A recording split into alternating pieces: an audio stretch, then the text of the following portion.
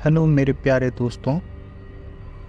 आज मैं आपको सुनाता हूँ एक दिल दहलाने वाली कहानी जिसका शीर्षक है भूतिया हवेली की कहानी।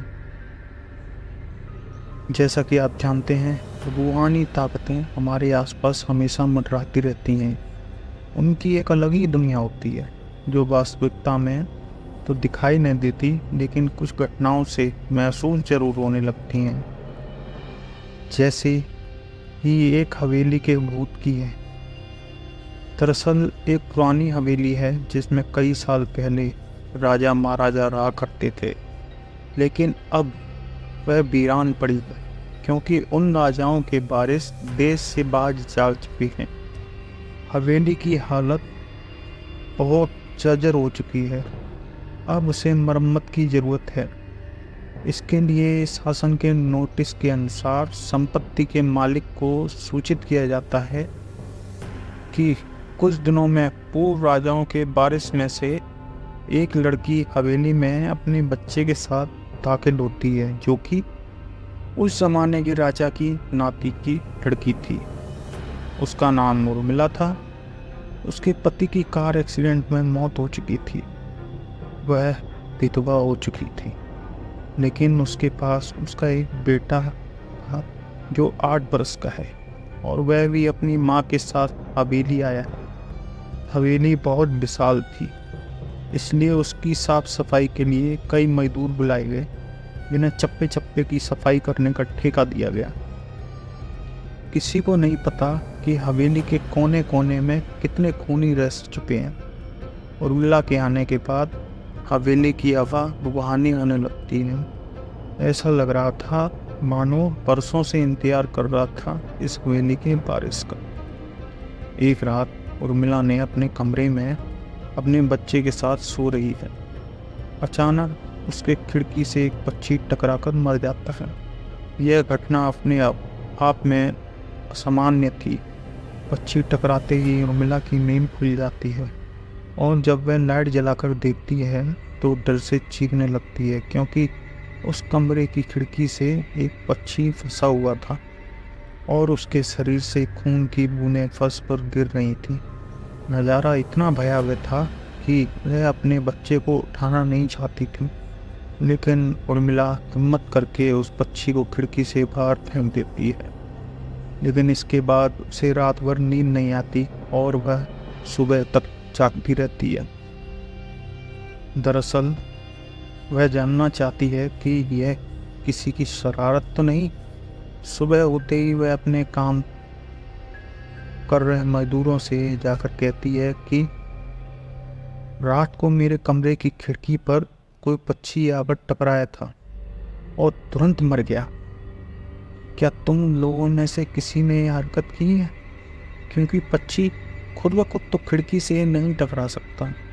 मजदूर कहते हैं, नहीं, हमने तो खिड़की से नीचे किसी पक्षी को मरा हुआ नहीं देखा।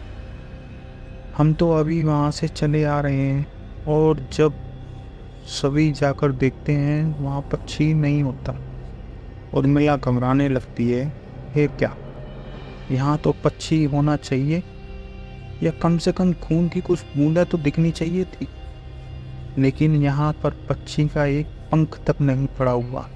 उर्मिला सभी मजदूरों को कहती है कि हवेली में बहुत सी कीमती चीज़ें और मूर्तियाँ हैं, संभाल के साफ सफाई करना। वहीं मजदूर अपने अपने काम में लग जाते हैं। उर्मिला अपने बच्चे के साथ कमरे में टीवी देख रही होती है। अचानक हवेली की छत से एक मजदूर नीचे गिरता है। उर्मिला को अचानक लोगों की आवाज़ सुनाई देती है। वह भागकर खिड़की से नीचे देखती है तो एक मजदूर की लाश पड़ी होती है। उर्मिला कमरे से नीचे आती है और इसके गिरने का कारण पूछती है। लोगों के जवाब अलग अलग होते हैं। कोई कह रहा होता है कि इसने खुद आत्महत्या की है, कोई कह रहा था कि यह गलती से गिर गया। सभी के दावे अलग थे, लेकिन उर्मिला को कुछ अनकही बातें सुनाई दे रही थीं।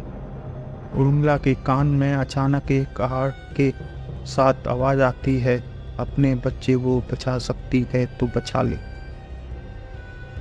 उर्मिला यह बात सुनते ही अपने कमरे की तरफ भागने लगती है, क्योंकि कमरे में उसका बच्चा अकेला टीवी देख रहा था। जैसे ही उर्मिला कमरे में पहुंचती है तो उसका बेटा खिड़की से कूदने वाला ही होता है कि उर्मिला उसका पैर पकड़ लेती है और वह खिड़की से लटक जाता है। उर्मिला पूरी ताकत से उसे ऊपर खींचती है, लेकिन बच्चा फिर भी कूदने की जिद कर रहा होता है। उर्मिला किसी कदर अपने बच्चे को काबू में करती है और कमरे के बाहर आ जाती है और वह मजदूरों से पूछती है, बताओ क्या है इस हवेली में, क्योंकि ये बच्चा तो ऐसा नहीं कर सकता और अभी यह सब जो हो रहा है कुछ अलग ही चल रहा है। तभी एक बूढ़ा मजदूर उर्मिला से कहता है, बेटी ज़्यादा जानना हो तो अपने पूर्वजों की कहानी पढ़ो, तभी तुम्हें इस हवेली का इतिहास पता चलेगा। इस हवेली की कहानी की किताब इसी गांव के सरपंच के घर में रखी होती है, जो कि बहुत साल पहले मर चुके थे, लेकिन अब भी उनके बेटों के पास वह किताब मौजूद है। उर्मिला सरपंच के घर पहुंचती है और किताब ले लेती है। किताब पढ़ते ही उसे पता चलता है कि इस हवेली में एक नौकर नौकरानी भी थे, जिनके बीच में बहुत प्यार था और वह कई सालों से हवेली की सेवा कर रहे थे।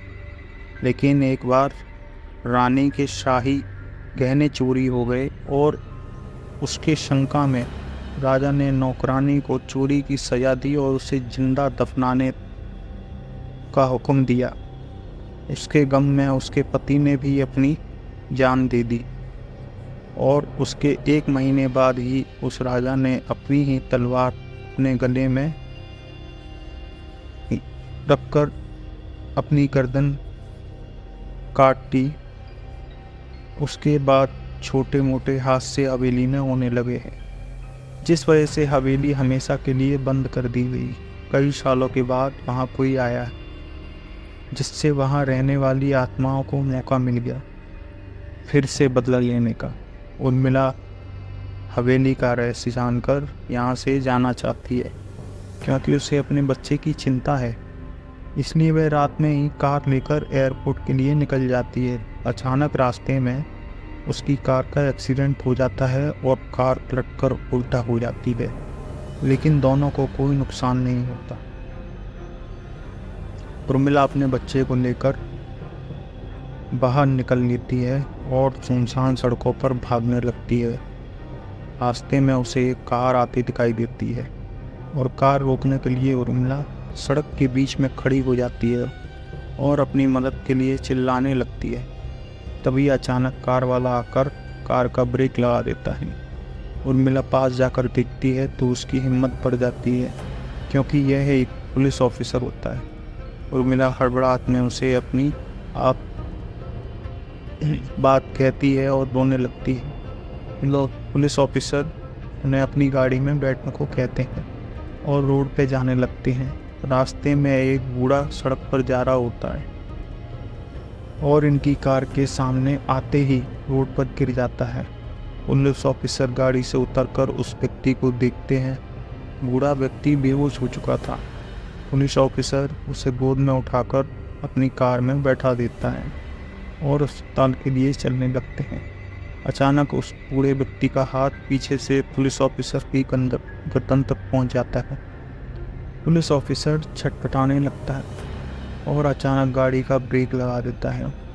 गाड़ी की स्पीड कम होने की वजह से कार वहीं खड़ी हो जाती है और ऑफिसर अपनी गन निकालकर बूढ़े की तरफ निशाना लगाकर गोली चला देता है। बूढ़े की सर में गोली लगने से भी उसकी जान नहीं जाती।